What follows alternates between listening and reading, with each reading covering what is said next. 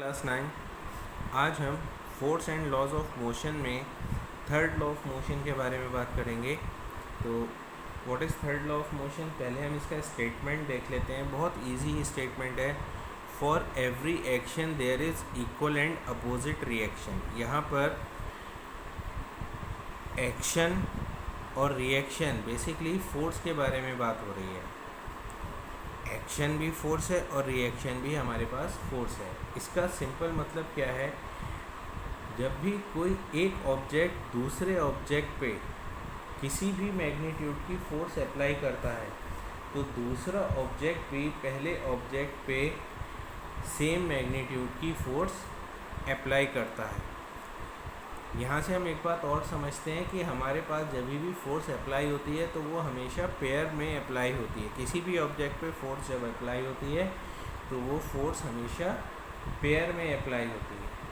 आगे हमारे पास एक और स्टेटमेंट है, but action and reaction are always acts on different object. Action और रिएक्शन हमेशा डिफरेंट ऑब्जेक्ट पे वर्क करता है। अब मैं आपको समझाता हूँ एग्जाम्पल के थ्रू। कंसीडर कीजिए हमारे पास एक ऑब्जेक्ट ए है जिसका मास m1 है, दूसरा ऑब्जेक्ट बी है जिसका मास m2 है।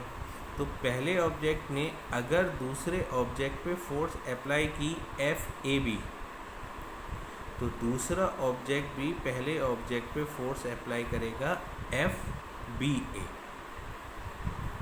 तो यहाँ से हम क्या समझ सकते हैं कि force applied by A on B is always equals to force applied by B on A, but these forces have opposite direction. अगर हम किसी एक फोर्स को पॉजिटिव लेंगे, जैसे अगर मैंने force applied by A on B को पॉजिटिव लिया तो force applied by B on A हमारे पास नेगेटिव साइन शो करेगी। क्यों?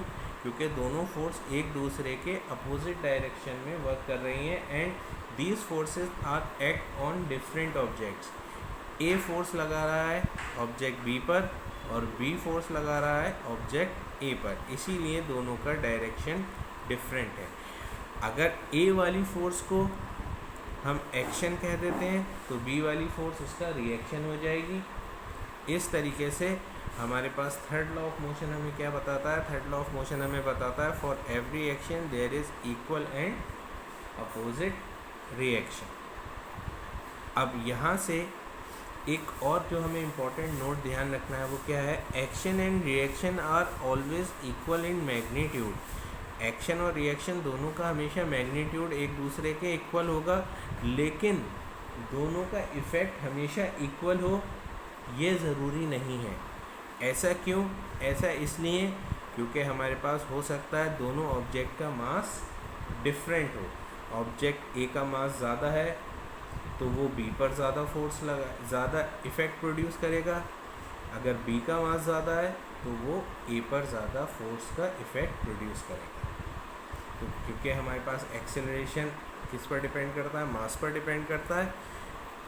तो अब इस स्टेटमेंट को हम बहुत आसानी से समझ सकते हैं। Action and reaction are always equal in magnitude but can not produce same effect because mass of object में बी डिफरेंट।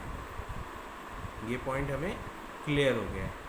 अब हमारे पास नेक्स्ट इसके बाद हम समझेंगे applications of third law of motion.